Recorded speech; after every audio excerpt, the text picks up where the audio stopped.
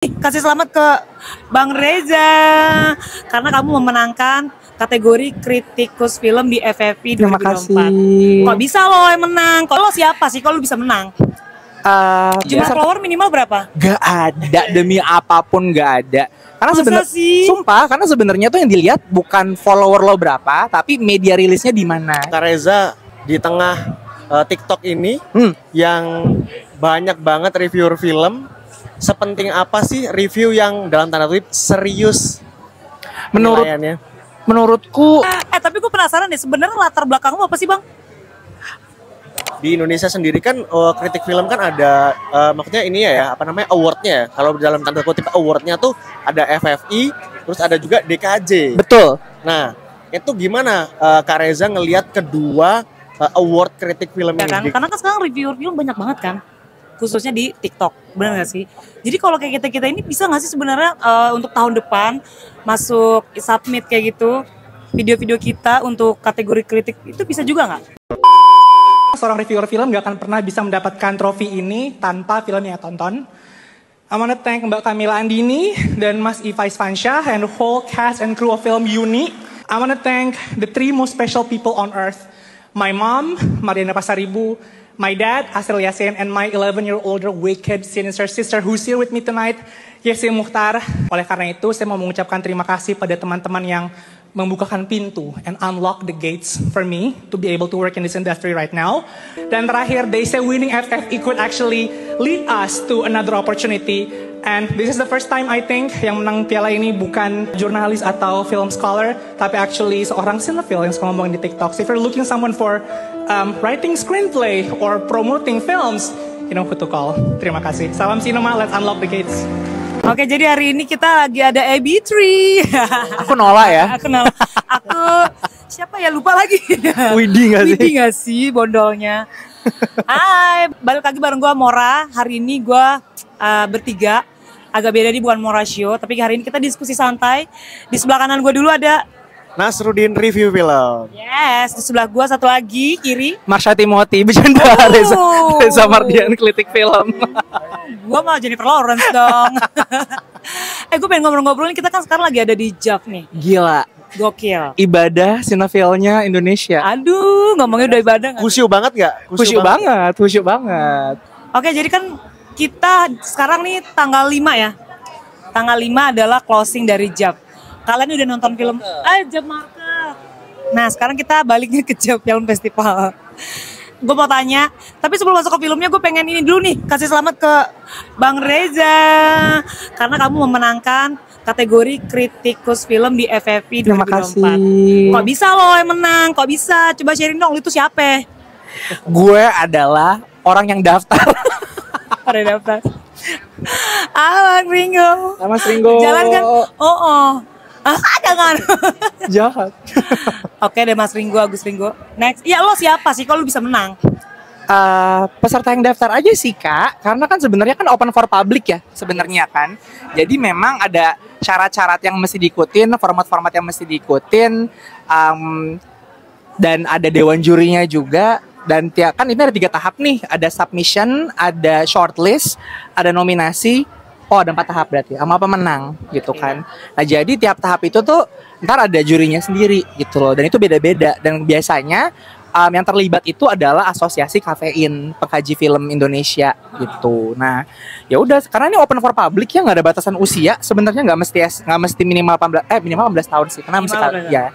Tapi semua bisa ikut, nggak ada batasan usia. Jumlah follower minimal berapa? Gak ada, demi apapun gak ada.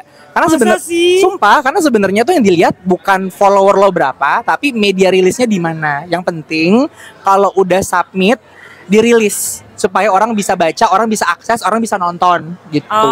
Intinya itu aja sebenarnya. Aku mau nanya dong, Kak Reza di tengah TikTok ini yang banyak banget reviewer film, sepenting apa sih review yang dalam tanda kutip serius? Menurutku bukan masalah kuantitas, tapi masalah kualitas. Karena bikin review yang serius kan juga capek ya Kak ya.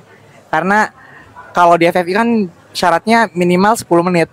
Nah, itu kan nggak mungkin kita cuap-cuap tanpa arah gitu kan. Pasti harus ada strukturnya, kita mau ngomong apa. Dan ya kita harus mikir kadang-kadang juga sumbernya apa kalau kita ngomong kayak gini gitu kan. Karena kan pendapat kadang-kadang bisa sangat-sangat polarize gitu kan, bisa sangat-sangat itu.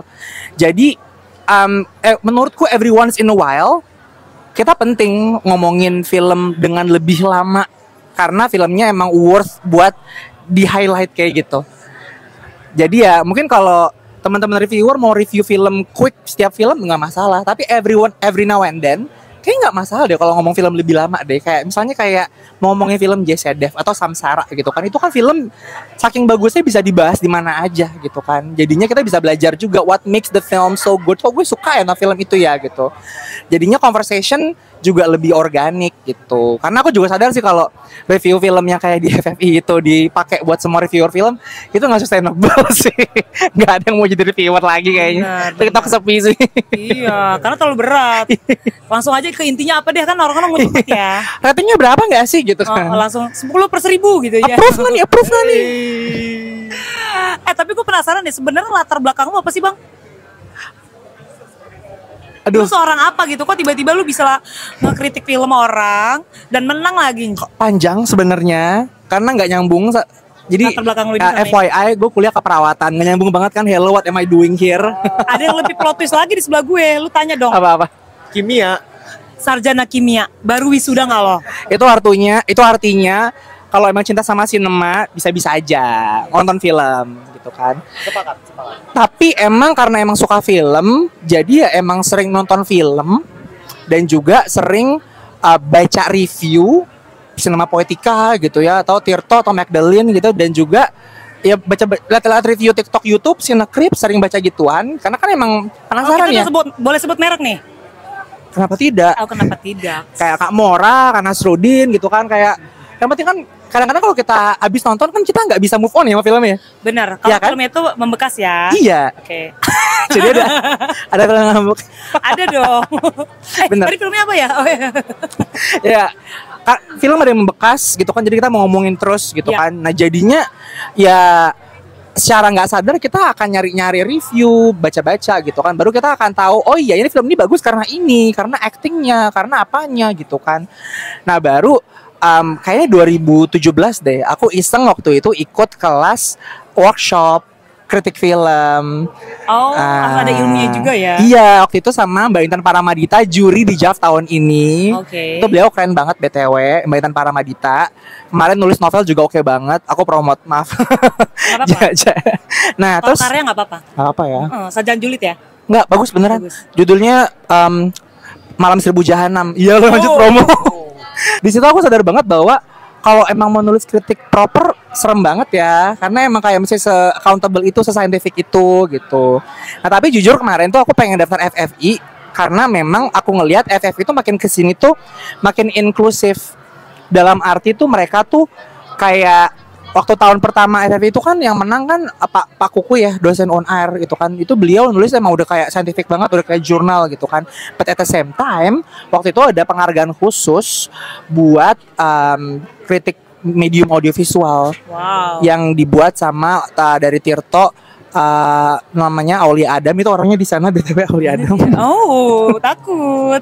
Nah, dari situ aku tahu bahwa ternyata it's possible loh buat bikin review dari situ. Dan sebenarnya aku juga sering nggak sih nonton konten-konten YouTube yang analisis kayak gitu. Kalau aku nonton tuh yang The luar Take. sih biasanya gue beberapa yang dari luar sih. Banyak kan? Banyak. Kayak aku The Take.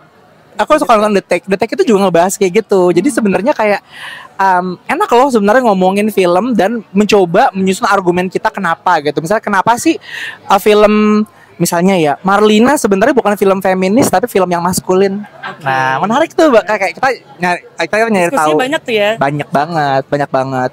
Jadi ya udah, dan tahun 2017 aku mulai sering nulis review gitu aja sih. Oh gitu. Jadi nulis ya bukan video ya dari 2019. Nulis bener.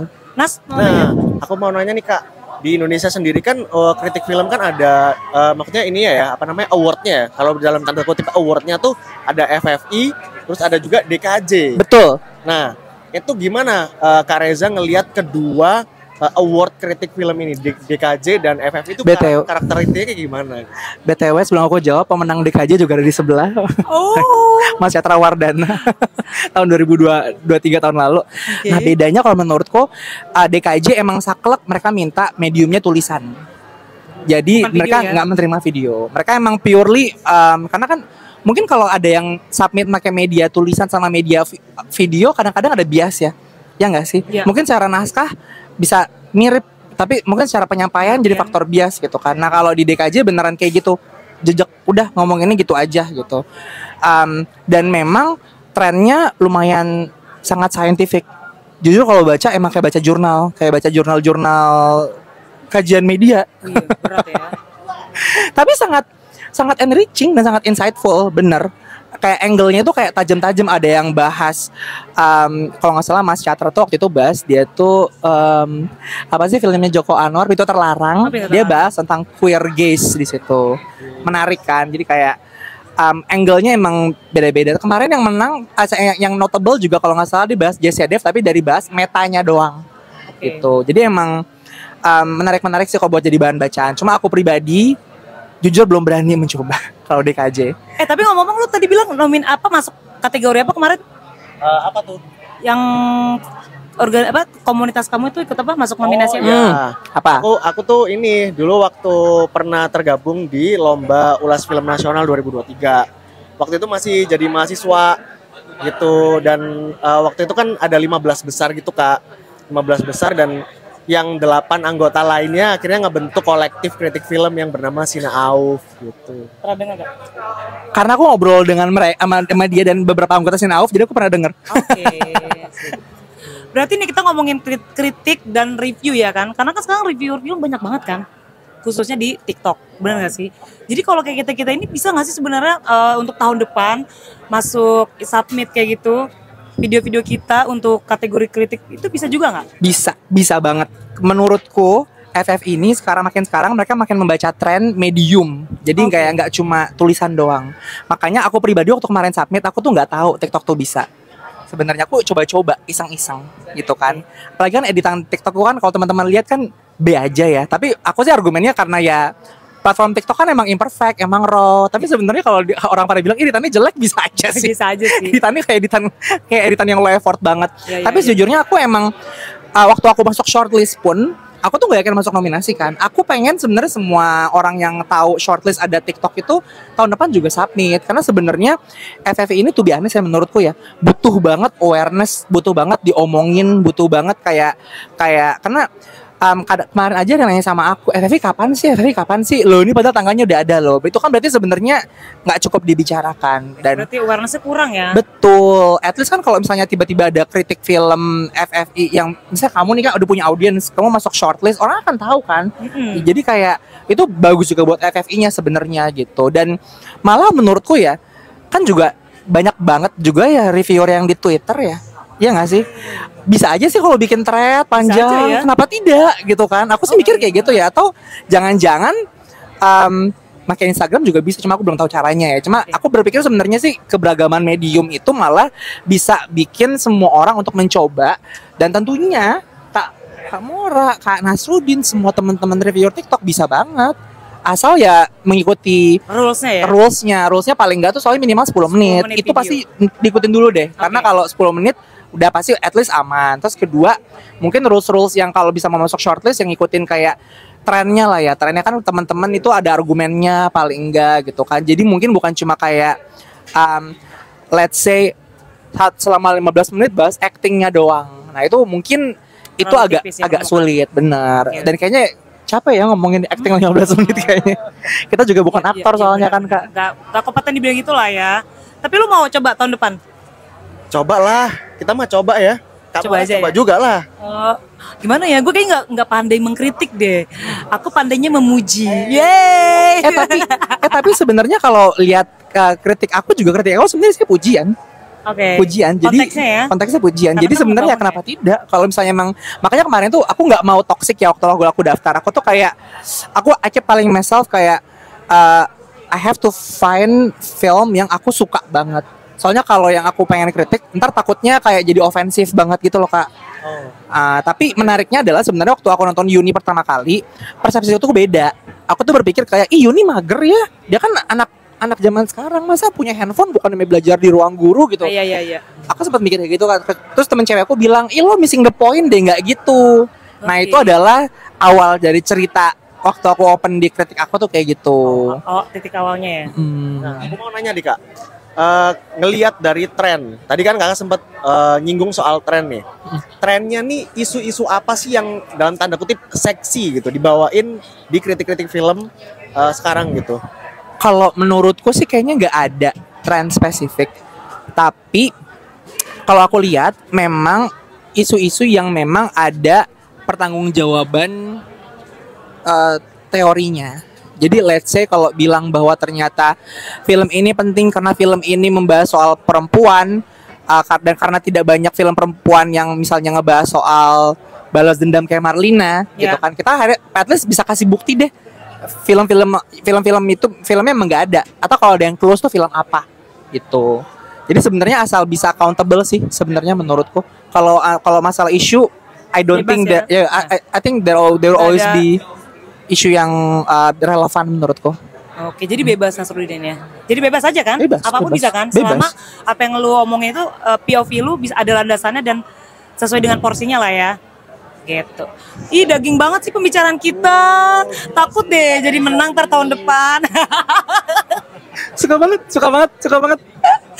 Aduh. Aku doakan.